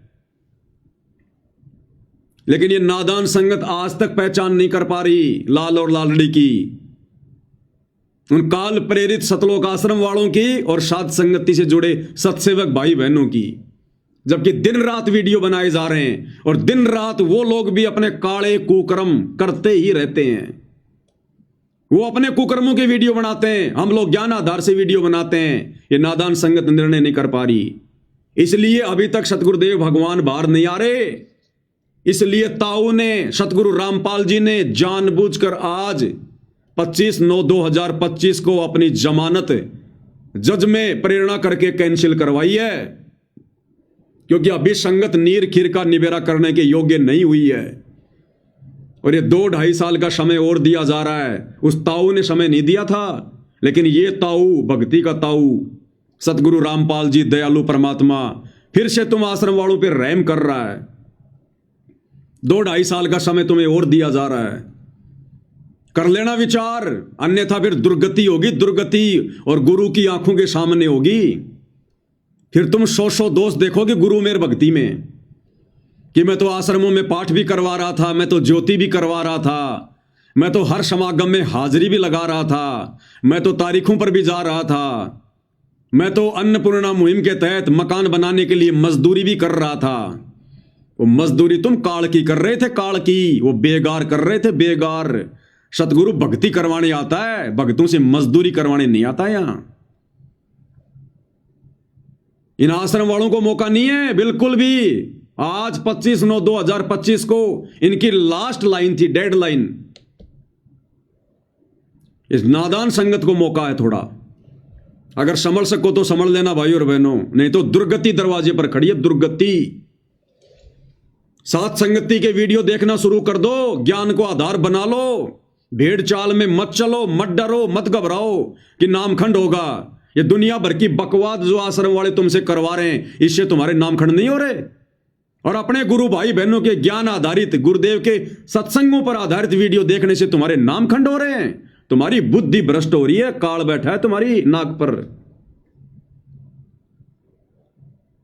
तो हाथ जोड़ के विनती कर सकते हैं, प्रार्थना कर सकते हैं, क्योंकि हम सत्सेवक, तुम आश्रम वाले नादान भाई बहनों को अपना सगे भाई बहन से भी ज्यादा बढ़ के मानते हैं। ये आश्रम वाले नहीं मानते, सिवाय तुम्हें भेड़ बकरियों के अलावा, एक मजदूर के अलावा। इसलिए निस्वार्थ भाव से, क्योंकि तुम हमें कोई ज्योति का पैसा नहीं दे रहे, कोई पाठ का पैसा नहीं दे रहे, 10वें अंश का पैसा नहीं दे रहे, और ना हमारे को तुम्हारी भीख चाहिए, उसके बावजूद भी हम तुम लोगों को समझाने के लिए वीडियो बनाते हैं, तुम लोगों को समझाने के लिए जेल जा रहे हैं, मुकदमे झेल रहे हैं, मार पिटाई झेल रहे हैं, गालियां झेल रहे हैं इन आश्रम वालों की, और फिर भी तुम्हारी आंखें बंद है, तुम पहचान नहीं कर पा रहे सतगुरु का असली मार्ग, असली मिशन कहां से चल रहा है। गुरुद्रोही कौन है, गुरुमुखी कौन है। सतगुरु तो लाख बार कहेगा परीक्षा चल रही है, जैसी जेल में जाकर प्रार्थना करोगे वैसा ही जवाब देगा। बाहर संगत है, बाहर ये पवनदास है, और वीडियो बन रहे दिन रात। तुम्हारी आंखें फूटी पड़ी हैं क्या? अब क्या सतगुरु तुम्हारी आंखों में सूरमा डालेगा क्या? तब जाके तुम्हें दिखाई देगा। ये मोतियाबिंद का ऑपरेशन कर लो सत्संगति की वीडियो देखकर, नहीं तो दुर्गति दरवाजे पर खड़ी है आश्रम वालों, दुर्गति दरवाजे पर। सतगुरु ये पाखंड देखने नहीं आता, पाखंड करवाने नहीं आता।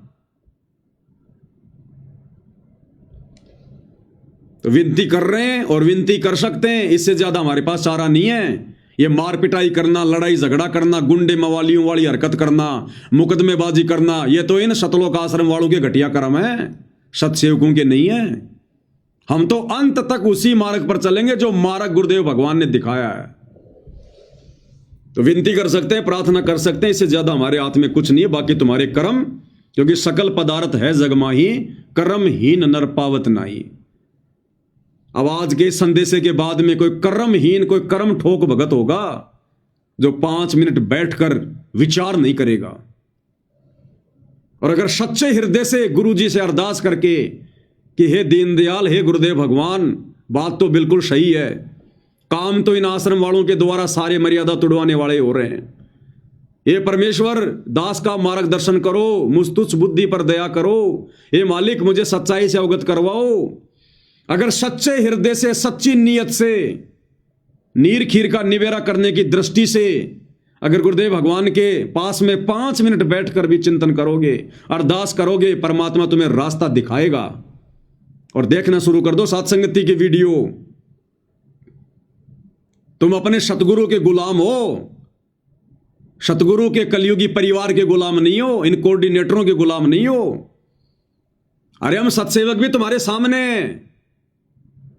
ना किसी आश्रम में जाते, ना किसी फर्जी नामदान सेंटर पर जाते, ना कहीं नाम शुद्ध करवाते, ना किसी को ज्योति और पाठ देते, इनको पात्रों के हाथों में ज्योति और पाठ का पैसा नहीं देते, इनके पीले पर्चों पर नहीं चलते, इनके घटिया कुकर्मों पर नहीं चलते, और ज्ञान को आधार बनाकर घर बैठकर मर्यादाओं में रहकर गुरु को परमेश्वर मानकर भक्ति कर रहे हैं। और तुम लोगों से लाख गुना ज्यादा इस भक्ति मार्ग पर आत्मिक शांति अगर किसी को है तो हम सत्सेवकों को है। अगर गुरुदेव भगवान की छप्पड़ फाड़ दया किसी पर है तो हम सत्सेवकों पर है। साध संगति से संकल्प नाम दीक्षा लेकर जुड़ा हुआ भगत और इन सतलोक आश्रमों से सार शब्द प्राप्त भगत, अगर उन दोनों की तुलना की जाए तो वो सार शब्द प्राप्त भगत मर्यादा, भक्ति और समर्पण भाव में उस संकल्प वाले भगत के पैर के नाखून के बराबर भी नहीं है। नाखून के बराबर भी। डिबेट करनी हो तो कभी ज्ञान आधार से डिबेट कर लेना, भक्ति भाव देखना हो, भगत का आचरण देखना हो, बोलचाल देखना हो, वो देख लेना। और कैसे समझाएं तुम्हें, प्रत्येक उदाहरण है तुम्हारे सामने, प्रत्येक उदाहरण है। और फिर भी नहीं समझोगे, फिर तुम्हारे जैसा निर्भाग कोई धरती पर नहीं। फिर तो परमात्मा कहते हैं कि ऐसे भक्तों को जन्म देने वाली मां को भी लानत है। पापी प्रभात ना बेटो, मुख देखे पाप लगे जिसका, 9 मास अपने गर्भ में कष्ट दिया, धिक्कार जन्म उसकी मां का। तो विचार कर लेना, अगर जरा भी ये तत्व ज्ञान की बूंद भी, गुरुदेव के तत्व ज्ञान की अगर एक बूंद भी तुम्हारे अगर भेजे में समाई है तो 5 मिनट बैठकर शांति से विचार कर लेना। ये आत्म कल्याण का मामला है। तुमको ये बढ़वागिरी करने के लिए सतगुरु रामपाल जी से उपदेश लेकर भक्ति नहीं कर रहे, तुम भक्ति के लिए कर रहे हो, आत्म कल्याण के लिए। और तुम्हें चिंता ही नहीं अपने आत्म कल्याण की। तुम्हें कोई भी ऐरा गहरा नथु बहरा एक पीला पर्चा निकाल कर कि मैं तुम्हारा कोऑर्डिनेटर हूं, मैं गुरु जी के परिवार वाला हूं, मैं आश्रम संचालक हूं, तुम्हारे को कुछ भी बोल देता और तुम भेड़ की तरह उनके पीछे पीछे हो लेते हो। कहां मर गई तुम्हारी कॉमन सेंस? अरे तुम्हारी आंखों के सामने वीडियो कॉल आती हैं इन आश्रमों में, और इन आश्रमों में प्रार्थना की जाती है, गुरुदेव वृक्षारोपण करने के लिए, पेड़ लगाने के लिए आज आश्रम में 5000 भगत आ गए। और तुम्हारी आंखों के सामने गुरुदेव भगवान कहते हैं फिर कि रे भगत तो इनमें 5 भी नहीं है, भगत तो इनमें 5 भी नहीं है। राजस्थान के सोजत आश्रम में जब इस प्रकार की प्रार्थना की गई कि गुरुजी पेड़ लगाने के लिए, वृक्षारोपण करने के लिए 5000 भगत आ गए, तो गुरुदेव ने कहा कि इनमें भगत तो 5 भी नहीं है। अरे कौन से ज्ञान में है ये? पेड़ लगाने के लिए तुम इकट्ठे हो रहे हो। ये भक्ति रूपी पेड़ लगाओ, भक्ति रूपी पेड़। ये बाकी पेड़ लगाने के लिए दुनिया बहुत है, और लगाना तो जाकर अपने खेत में लगा दो। आश्रमों में जमा होकर ड्रामा करने की क्या जरूरत है तुम्हें दुनिया वालों की तरह? तो भाई और बहनों विचार कर लेना, ये मौका नहीं मिलेगा। ये लास्ट एंड फाइनल मौका है गुरुदेव की तरफ से। संगत को, गुरुदेव के परिवार का मौका खत्म। अब तो जैसे इनके संस्कार, जैसी इनकी भक्ति, जैसे इनके ये कर्म, अब तो उसके अनुसार ही इनको परिणाम मिलेंगे। ये संगत पे परमात्मा फिर भी दया कर रहे हैं 2-2.5 साल के लिए। जितना जल्दी हो सके गुरु को परमात्मा मानकर, साथ संगति की वीडियो देखकर, ज्ञान को आधार बनाकर, अपने पूज्य गुरुदेव भगवान को अपना इष्ट मानकर, अपना आराध्य देव मानकर आरती करके उनको रिझाना शुरू कर दो, प्रसन्न करना शुरू कर दो। चवर करो श्रद्धा से गुरुदेव के ऊपर, चवर परमेश्वर मानकर, परमात्मा मानकर भोग लगाओ, भोग। भिखारी नहीं हो तुम। परमात्मा ने तुम्हारे कोई कमी छोड़ रखी है क्या, जो एक पाप का अन्न खा रहे हो बिना भोग लगाए? उस अन्नदेव की आरती से बात नहीं बनेगी, भोग की आरती करनी पड़ेगी जो नित्य नियम पुस्तक में लिखी हुई है। आज लग्या साहिब को भोग दीन के टुकड़े पानी का, तब तुम्हारे पाप भस्म होंगे, तुम्हें सद्बुद्धि आएगी। तो विचार कर लेना भाई और बहनों, विचार कर लेना, नहीं रोग आने वाले समय में। अरे तुम्हें तो खुश होना चाहिए, अपने गुरुदेव का 100 बार शुक्रिया अदा करना चाहिए कि हे गुरुदेव, आपने हम गधों को समझाने के लिए आपने कैसे इस पवन दास को सद्बुद्धि देके खड़ा कर दिया। ये परमात्मा, हम तो जेरे कुएं में पड़े हुए थे, हम तो आपके ज्ञान की छींट के आसपास भी नहीं थे। इस आपकी आत्मा ने आपके आशीर्वाद से वीडियो बना बना के हमें जगा दिया, हमें भक्ति मार्ग पर भगत बना दिया, हमें मर्यादित भगत बना दिया। तुम्हें तो शुक्रिया अदा करना चाहिए, और तुम कर रहे हो नफरत, तुम कर रहे हो ईर्ष्या। तो परमेश्वर की आत्माओं के साथ ईर्ष्या करने वाले को क्या प्रसाद मिलेगा? ये तो तुम्हारे ये कर्म डिसाइड करेंगे फिर आने वाले समय में। तो भाई और बहनों, आज पूज्य गुरुदेव भगवान की उस रद्द हो चुकी जमानत को लेकर दास को गुरुदेव ने प्रेरणा की। दास ने अपने विचार ज्ञान आधार से आप जियों के समक्ष प्रस्तुत कर दिए हैं। समय समय पर करता रहूंगा जब तक गुरुदेव भगवान दास के साथ में है, गुरुदेव का आशीर्वाद जब तक दास के साथ में है। अंत में पूज्य गुरुदेव भगवान की एक शब्द के साथ में महिमा करेंगे। बंदी छोड़ सतगुरु रामपाल जी परमेश्वर जी की जय हो। भक्ति दान गुरु दीजियो देवन के देवा हो। भक्ति दान गुरु दीजियो देवन के देवा हो। जन्म पाया भूलो नहीं करहूँ पद सेवा हो। जन्म पाया भूलो नहीं करहूँ पद सेवा हो। अरे आश्रम आश्रम वालों, नाम दीक्षा लेने के बाद कभी जिंदगी में इस शब्द को शांति से घर पर दरबार में परमात्मा के चरणों में बैठकर कभी आत्मिक भाव से गाया है क्या? अरदास की है कभी तुमने परमात्मा से? सत्सेवक भाई बहन सुबह और शाम की आरती के बाद रोजाना ये शब्द परमात्मा के दरबार में खड़े होकर सह परिवार गाते हैं, अपने भगवान की आरती करते हुए थाली हाथ में लेकर, और भीख मांगते हैं भगवान से कि परमात्मा भक्ति भाव दो, श्रद्धा दो, मालिक हम तो भिखारी है आपके। भीख मांगनी पड़ेगी, अहंकार से बात नहीं बनेगी।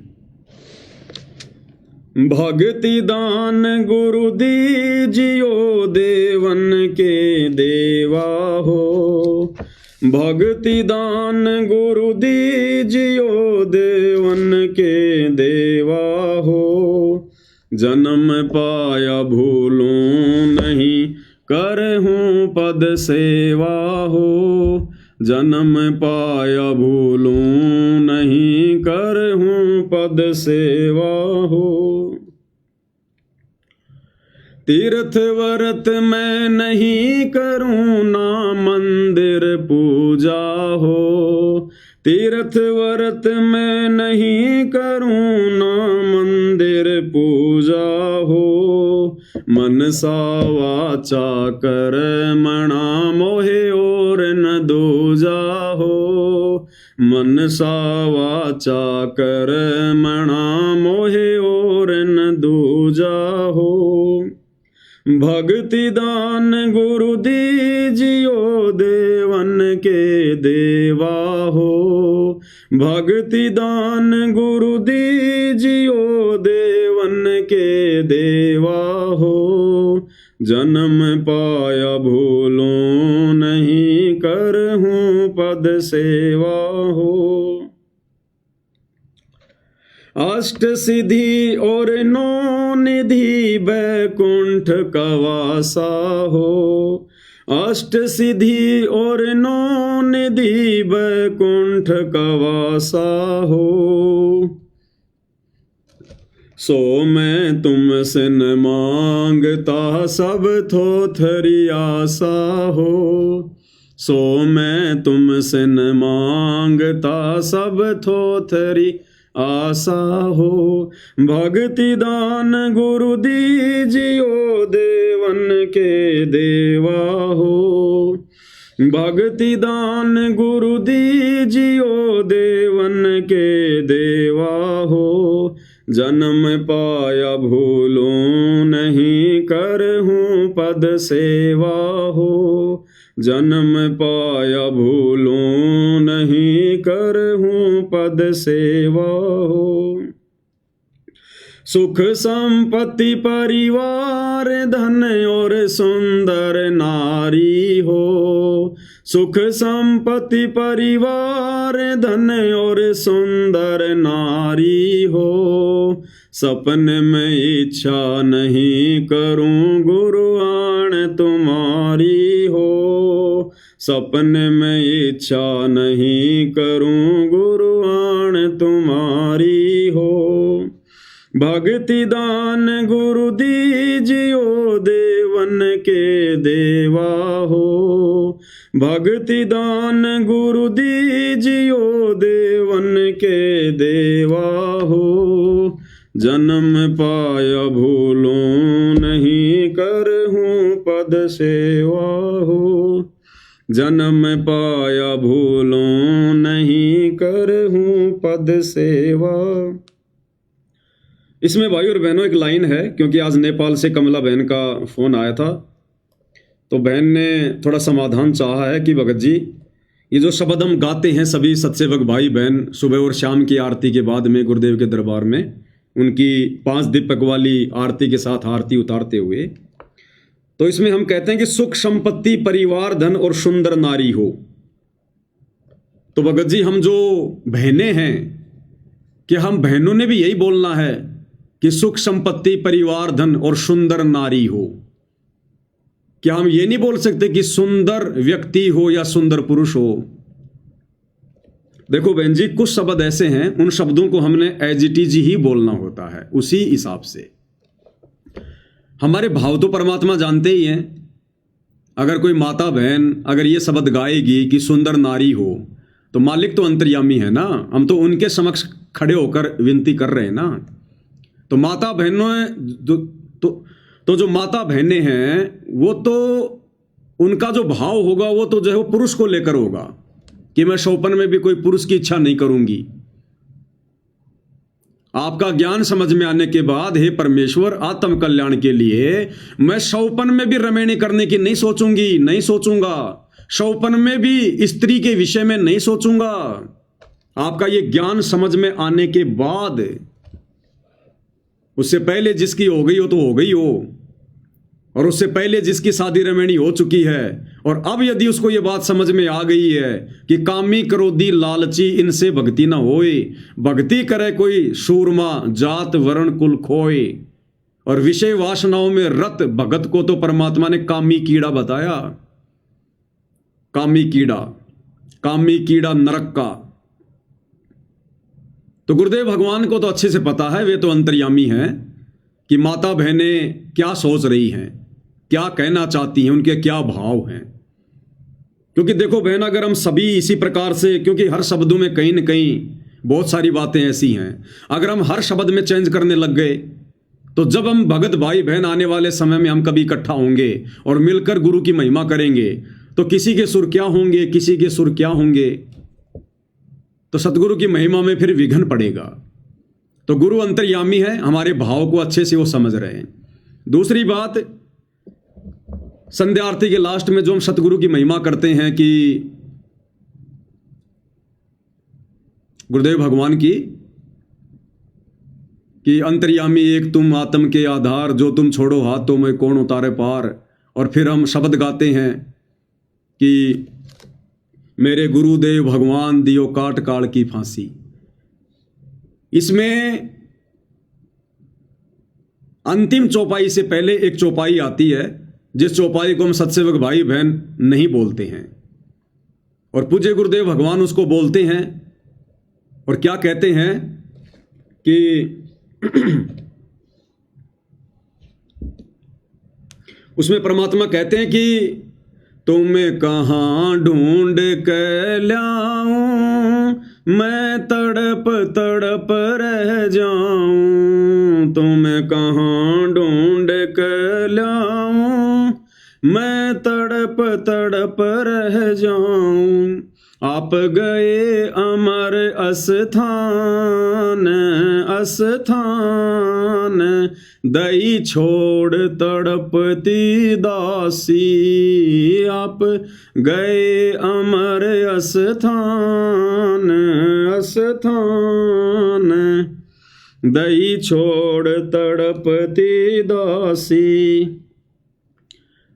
तो हमारे गुरुदेव भगवान ना तो कोई दास है ना कोई दासी है।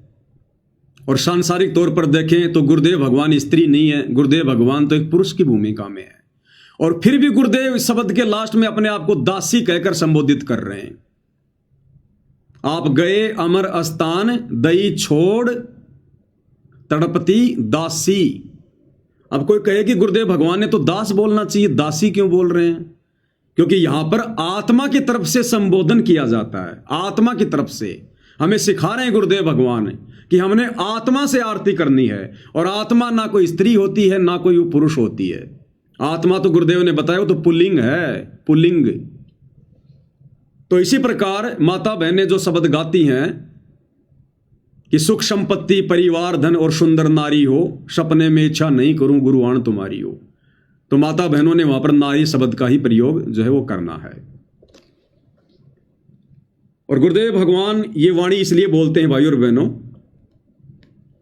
क्योंकि गुरुदेव भगवान ने 12वें पंथ में आकर और एक मुंह बोला गुरु धारण किया था।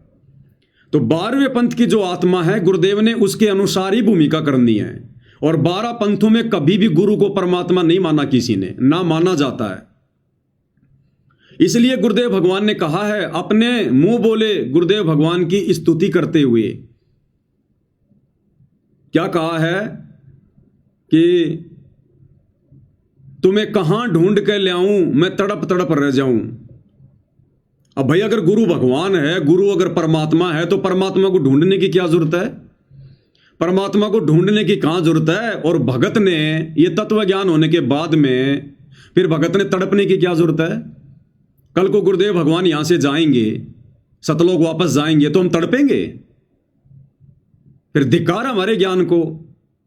इसका मतलब हमें ज्ञान ही पूरा नहीं हुआ जो हम ये सोचकर हम तड़प रहे हैं, चिंतित हो रहे हैं कि गुरु जी गए, अब हम मेरा मोक्ष कैसे होगा।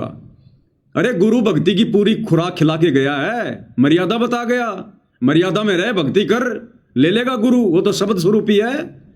पहुंचूंगा एक क्षण में जन अपने के काज। उसके लिए क्या शतलोक क्या पृथ्वी लोग, वो तो दिन में 1,00,000 बार शतलोक जाता है, 1,00,000 बार आता है।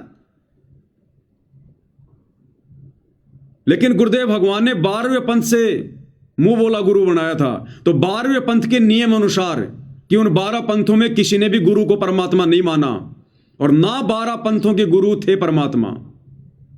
हालांकि आदरणीय गरीबदास जी स्वयं जो है परमात्मा थे, लेकिन भूमिका उन्होंने 12वें पंथ के अनुसार की। इसलिए 12 पंथ से जुड़ी आत्माओं ने कभी भी अपने गुरु को परमात्मा की दृष्टि से नहीं देखा। तो गुरुदेव भगवान ने भी वैसी जो है वो लीला करनी थी। तो 12वें पंथ की आदि अधूरी नादान आत्माओं के आधार से गुरुदेव भगवान कह रहे हैं कि हे गुरुदेव भगवान, जब आप हमें छोड़ के चले जाओगे, शतलोक चले जाओगे, तो हमारा क्या होगा। हम तो आपकी याद में तड़पेंगे, फिर रोएंगे। आपने इस दासी को छोड़ दिया यहां पर आत्मा को। तो हमने इस प्रकार की बेवकूफ़ी नहीं करनी है। इस 13वें यथार्थ कबीर पंथ में सतगुरुदेव भगवान के शतलोक जाने के बाद हमने उसी उमंग से, उसी लगन से, उसी श्रद्धा से, जैसे आज हम वर्तमान में भक्ति कर रहे हैं, जैसे आज हम वर्तमान में अपने घर पर शब्द रूप में गुरु जी को विराजमान करके भक्ति कर रहे हैं।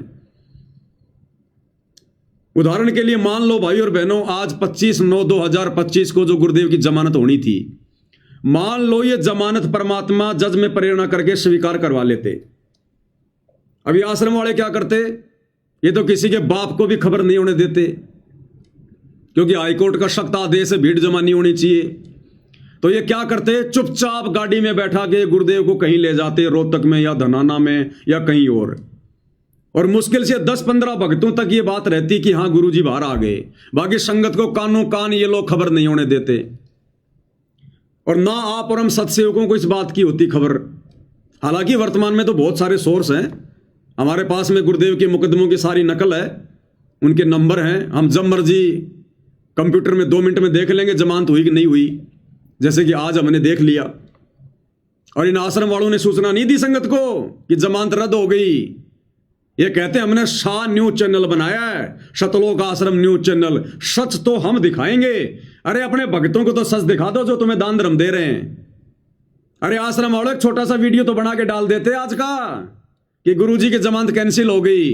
तुम तो भक्तों को सच्चाई नहीं बता रहे, जगत को क्या खाक बताओगे। तो मान लो भाई और बहनों, यह भी कोई तरीका ना होता सच जानने का कंप्यूटर वाला, और आज अगर गुरुजी की जमानत होती तो क्या होता, ये लोग सीधा गुपचुप में गुरुजी को ले जाते और किसी को कानों खानी खबर भी नहीं होने देते। अब गुरुजी तो जेल से बाहर हैं और हम भगत भाई बहन गुरुजी को जेल में समझकर अपने अपने घर पर भक्ति कर रहे हैं सत्सेवक।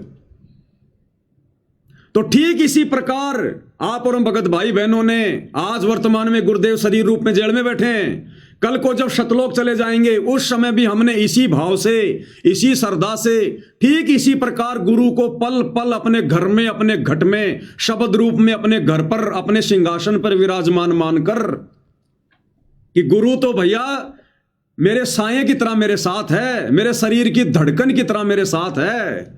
जो बच्चा गऊ की नजर में यूं शाही को संत, भक्तों के पीछे फिर भगत वत्सल भगवंत। अगर गुरु मेरे से दूर हो गया तो ये आरती की थाली एक बार भी नहीं घुमाई जा सकती, एक बार भी। तो ठीक हम सत्सेवक भाई बहनों ने कल को जब परमेश्वर अपनी लीला करके यहां से जाएंगे, आप और हमारे मन में तनिक भी नहीं आना चाहिए, तनिक भी, कि गुरुजी शतलोक गए। जरा भी मन में मायूसी नहीं होनी चाहिए, कोई दुख नहीं होना चाहिए। अगर जरा भी दुख हो गया, आंखों में आंसू आ गए, एक टपका भी अगर आंसू आ गए, ये सोचकर कि गुरुजी गए, वैसे चाहे गुरुदेव की याद में रोज रो, कितना ही रो, पानी बहा दो आंखों से जितना मर्जी, जितना पानी बहेगा उतने हमारे पाप कर्मों का नाश होगा। लेकिन मन में अगर यह सोचकर कि गुरुजी सतलोक गए, हमें छोड़ गए, अब मेरा क्या होगा, अगर एक आंसू भी आंख से आ गया, उस शरीर में मोक्ष नहीं होगा। फिर मोक्ष नहीं होगा, क्योंकि हमने गुरु को फिर मानुष मान लिया, हमने गुरु को हाड़ मांस में मान लिया, हमने गुरु को शब्द रूप में नहीं माना। फिर अन्यथा वो परमात्मा तो एक चुटकी बजाते भी देरी लगे। गुरुदेव भगवान ने बताया कि मन की गति से भी तेज गति है परमात्मा की।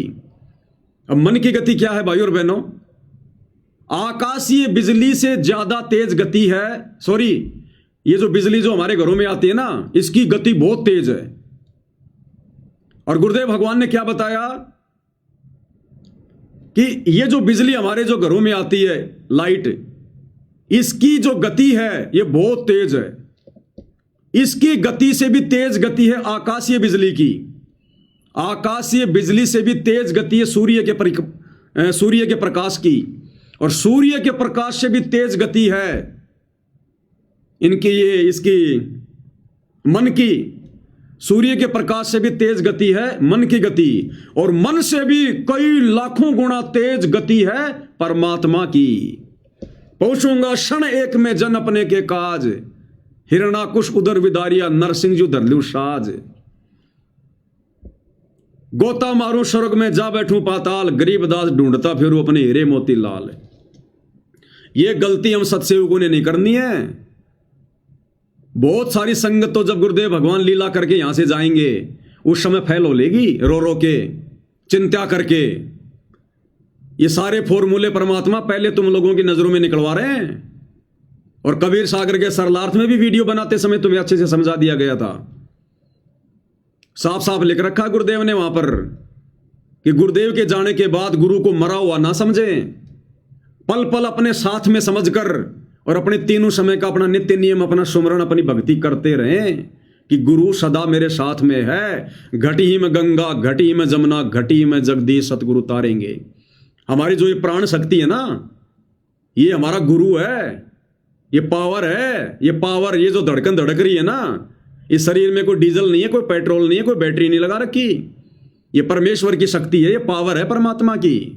ये बिजली कोई वैज्ञानिक नहीं बना सकता।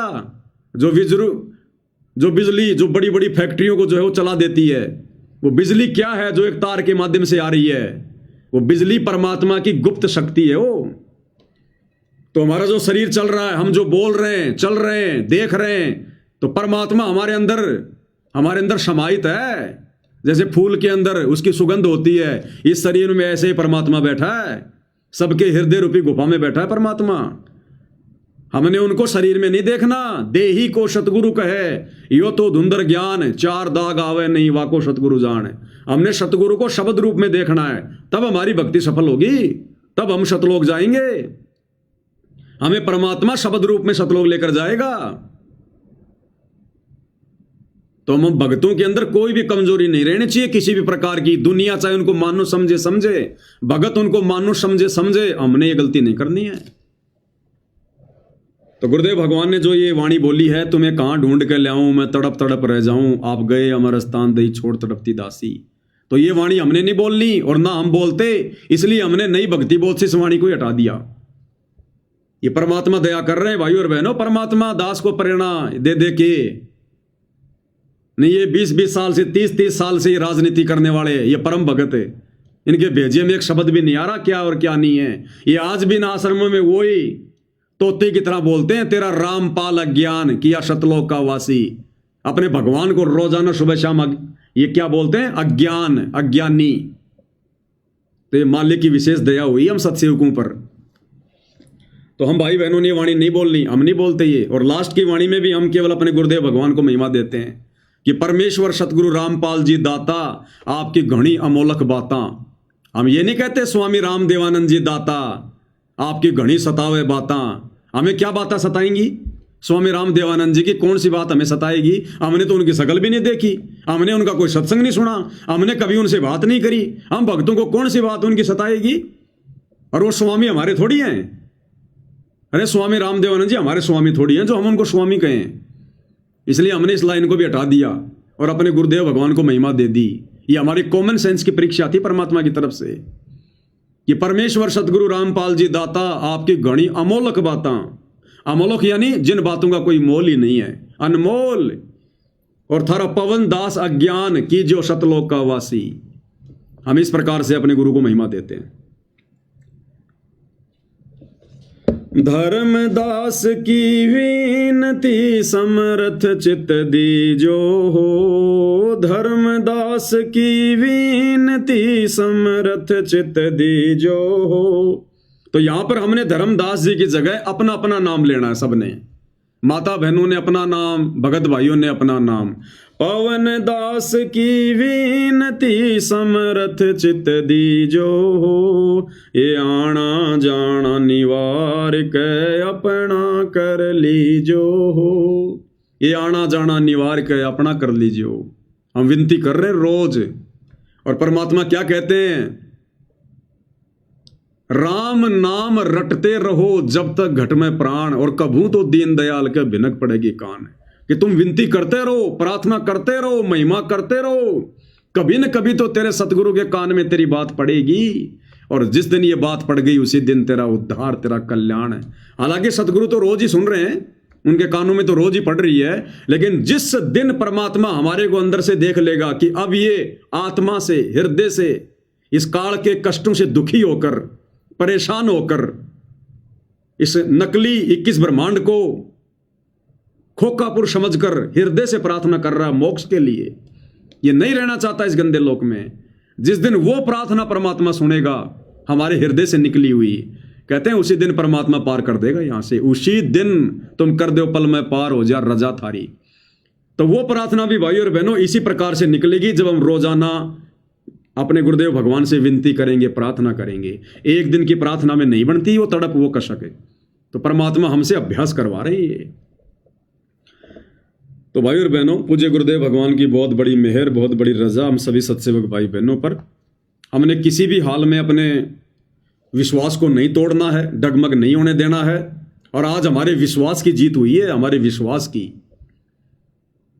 क्योंकि गुरुदेव भगवान को, अंतर्यामी को अच्छे से पता था कि जिन आत्माओं को मैंने तैयार किया है शतलोक से, शतलोक के लिए, सतयुग से लेकर वर्तमान समय तक, जो मेरे हीरे मोतीलाल है, मेरी विशेष आत्मा है, मेरे सत्सेवक बच्चे हैं, अंतर्यामी ने देख लिया कि उन्होंने ज्ञान आधार से अपना निर्णय पहले कर लिया है कि अगर गुरुदेव इन आश्रमों में आएंगे, इन आश्रम वालों के इसी प्रकार के विचारों के रहते सहते, तो वो सत्सेवक बच्चे इन आश्रमों में नहीं आने वाले।